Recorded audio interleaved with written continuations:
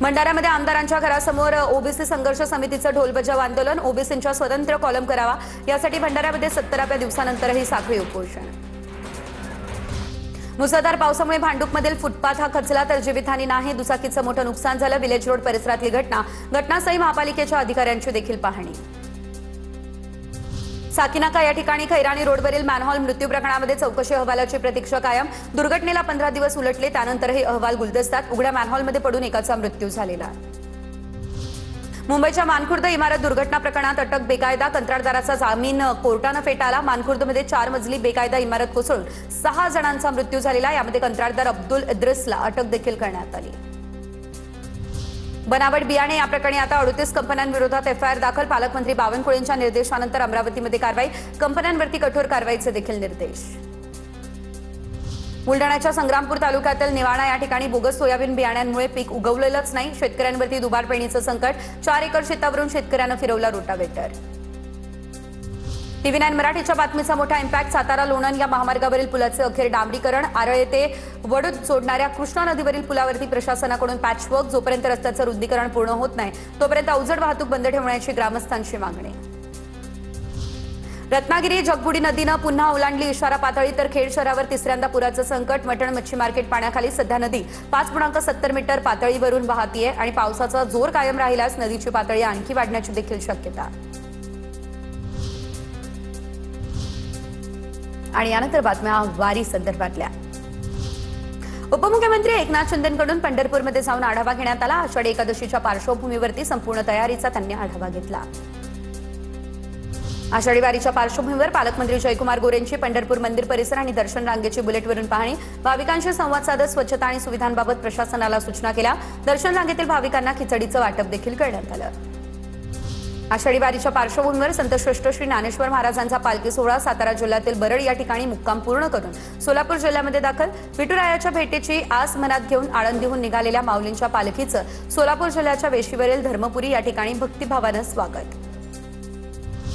संत श्रेष्ठ श्री ज्ञानेश्वर माऊलींची पालखी आज सोलापूर जिल्ह्यातील नातेपुते या ठिकाणी मुक्कामी दाखल होणार आहे। सातारा जिल्ह्यातील बरड या ठिकाणी मुक्काम आटोपल्यानंतर पालखी नातेपुतेच्या दिशेने मार्गस्थ झाली आहे। पालखीसोबतच्या विविध दिंड्यांमधील वारकरी टप्प्याटप्प्यानं नातेपुतेमध्ये दाखल होताना दिसत आहेत। सोलापूरच्या करमाळा शहरामध्ये संत निवृत्तीनाथ महाराजांच्या पालखीचं जंगी स्वागत झालं। जेसीबीद्वारे पालखीवरती पुष्पवृष्टी करण्यात आली। शहरामध्ये उत्साहाचं वातावरण देखील निर्माण झालं।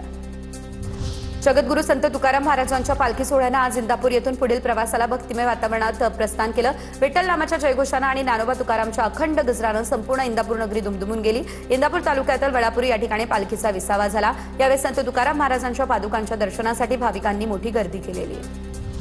जळगावच्या रावेर तालुक्यातून पंढरपूरला जाणाऱ्या ज्येष्ठ नागरिक संघाच्या दिंडीचं प्रस्थान। विठ्ठल रुक्मिणी पूजनानंतर वारकरी पंढरपूरकडे रवाना झाले। श्री ज्ञानेश्वर महाराज पालखी आगमनाच्या पार्श्वभूमीवर प्रशासनाकडून वारकऱ्यांसाठी विविध सोयी सुविधांची व्यवस्था करण्यात येते। गैरसोयी टाळण्यासाठी विशेष नियोजन देखील करण्यात आलंय। महाराष्ट्र शासनाच्या ग्रामविकास आणि पंचायत राज विभागातर्फे यंदा वारकऱ्यांसाठी मोफत मोबाईल चार्जिंग पॉइंट ही विशेष सेवा उपलब्ध करून देण्यात आली आहे। पंढरीच्या दारी वारकरी मोबाईल चार्जिंग करी या टॅगलाईन खाली वारी मार्गावरती ठिकठिकाणी फिरत्या मोबाईल व्हॅनद्वारे ही सेवा दिली जाते। आषाढी यात्रेच्या पार्श्वभूमीवर पंढरपूर नगर परिषदेकडून शहरासह चंद्रभागा वाळवंट परिसरामध्ये स्वच्छता मोहीम युद्धपातळीवर राबवली जाते। लाखो भाविकांच्या आगमनाच्या पार्श्वभूमीवर स्वच्छता, आरोग्य आणि मूलभूत सुविधांवर विशेष भर देण्यात आला। भाविकांच्या सोयीसाठी शहरातील विविध ठिकाणी शौचालय आणि स्वच्छतागृहांची व्यवस्था करण्यात आली आहे। पुढे टॉप 9 बातम्या पावसासंदर्भातल्या। राज्यातील 16 जिल्ह्यांना याशिवाय काही घाट प्रदेशांना पावसाचा येलो अलर्ट। पुणे घाट परिसर, अमरावती, अहिल्यानगर, हिंगोली, अकोला या जिल्ह्यांमध्ये हलक्या ते मध्यम स्वरूपाचा पाऊस कोसळणार, हवामान खात्याचा हा अंदाज। रत्नागिरीच्या दापोलीमध्ये सुतारवाडीच्या डोंगराला भेगा तर डोंगर कोसळण्याच्या भीतीमुळे स्थानिकांमध्ये भीतीचं वातावरण। पावसामुळे जवळपास 1 ते 2 किलोमीटरपर्यंत भेगा।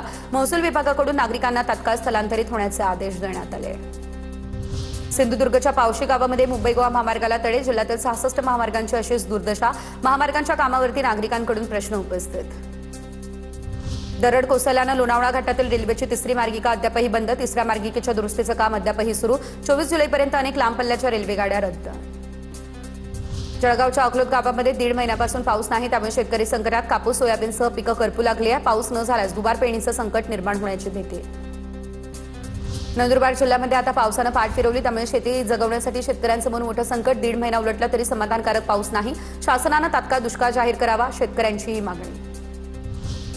मुंबई आणि ठाणे जिल्ह्याला पाणी पुरवठा करणाऱ्या बारवी धरणामध्ये 53.24% इतका पाणीसाठा. दमदार पावसामुळे धरणात पाण्याची आवक वाढली. ठाणे, कल्याण, डोंबिवली यासह अनेक भागातील पाणी टंचाईची चिंता देखील कमी. मुंबईकरांची चिंता वाढली. तलाव क्षेत्रामध्ये पावसाचा जोर ओसरला, त्यामुळे 5 दिवसांमध्ये तलावातील पाणीसाठ्यात अवघी 0.87% वाढ. तर मुंबई महापालिकेची चिंता पुन्हा वाढली. पावसानं उसंती घेतली, त्यामुळे पाणी पातळी वाढण्याची गती कमालीची कमी झाली आहे. चांगला पाऊस पडावा यासाठी सांगलीच्या जत तालुक्यामध्ये चक्क गाढवाचं लग्न. त्यामुळे वरुण राजाला प्रसन्न करण्यासाठी सिद्धनाथ येथील ग्रामस्थांनी लावलं गाढवाचं लग्न. लग्नाच्या विधीनंतर गाढवांच्या गावातून मिरवणूक देखील काढण्यात आली.